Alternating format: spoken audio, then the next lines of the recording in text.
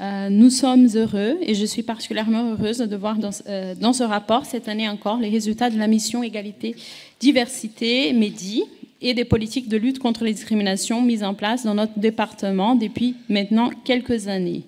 Dans une large mesure, le département de Seine-Saint-Denis a été pionnier sur ce sujet.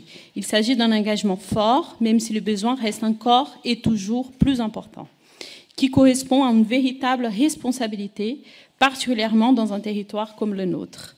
Au sein de notre collectivité, des efforts sont également déployés en direction des agents afin de les préserver des discriminations et de promouvoir la diversité. Nous pouvons cependant regretter que les organisations syndicales ne soient pas suffisamment concertées et associées au processus. Pourtant, leur rôle est justement de défendre les intérêts des personnels et nous souhaiterions donc qu'elles ne soient pas seulement informées, mais véritablement intégrées au suivi des dossiers. La Seine-Saint-Denis est le département le plus pauvre de France hexagonale. Je le répète à chaque fois, car l'action publique doit être à la hauteur des énormes besoins. La Seine-Saint-Denis est également un territoire constitué par une importante présence de migrants, environ 30% de la population, selon les données de l'INSEE, et des descendants de migrants. 3 jeunes sur 4 ont au moins un des 2 parents nés à l'étranger. La Seine-Saint-Denis est donc, en grande partie, un des territoires où s'écrit l'histoire postcoloniale de France. Elle est un territoire jeune, dynamique, où s'écrit également une histoire mondiale, sociale de la France. Notre responsabilité comme élus de ces territoires, peut-être encore plus qu'ailleurs, est énorme.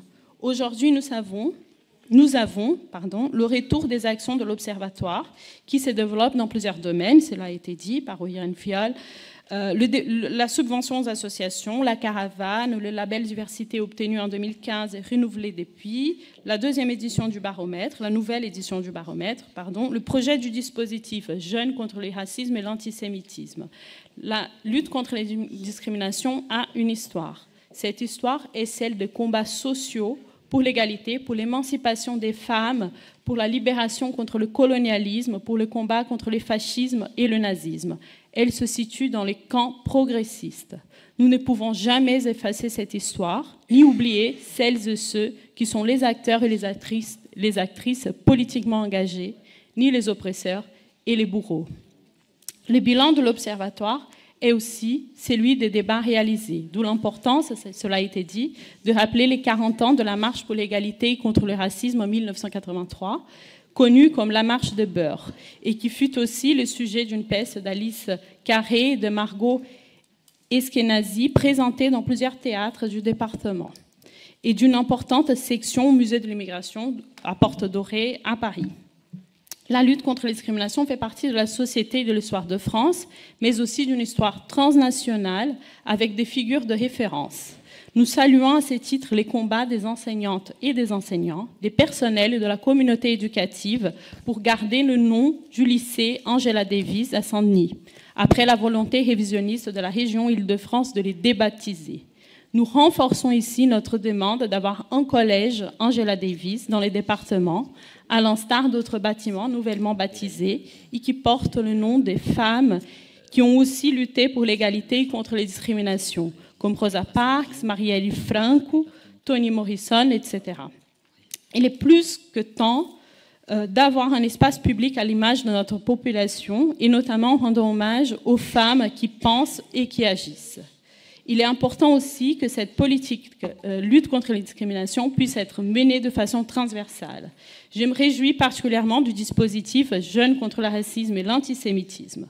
Ces temps de débat et de sensibilisation sont très importants et le contexte actuel international nous le montre une fois de plus. Il faut toujours lutter contre toutes les formes de discrimination, contre les différentes manifestations de racisme et d'antisémitisme. Il faut sans cesse rappeler l'histoire aux jeunes générations pour éviter toute confusion sur les acteurs historiques, les événements, pour éviter les amalgames, les formes de discrimination déclarées, mais aussi plus silencieuses et installées dans les institutions, banalisées dans la société. C'est ainsi que nous contribuerons à construire un monde du vivre ensemble, du respect, de la démocratie, de la justice, de la paix. Les dispositifs Ces dispositifs, Jeunes contre le racisme et l'antisémitisme, pourraient par ailleurs être élargis avec la participation d'autres collèges, ce sera le cas, hein, ça a été dit, avec des temps de restitution et sur d'autres sujets. Par exemple, avec un volet Jeunes contre les discriminations, en y incorporant la lutte contre les discriminations LGBT-phobes, contre les discriminations en raison du handicap et des différences. Les contextes des Jeux olympiques et paralympiques de 2024, s'il doit servir à quelque chose, peut aussi être un temps pour le rappeler, à travers la visibilité du sport et de l'internationalisme. Une fois de plus, le baromètre démontre que 3 séquano-dionysiens sur 4 attestent avoir déjà été discriminés dans leur vie.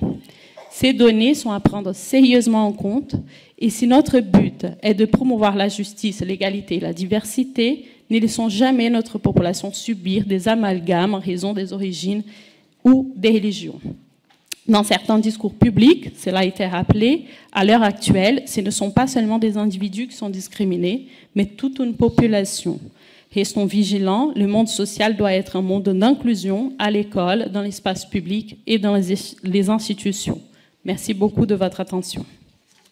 Merci, chère Sylvia. Est-ce qu'il y a d'autres prises de parole? Karim.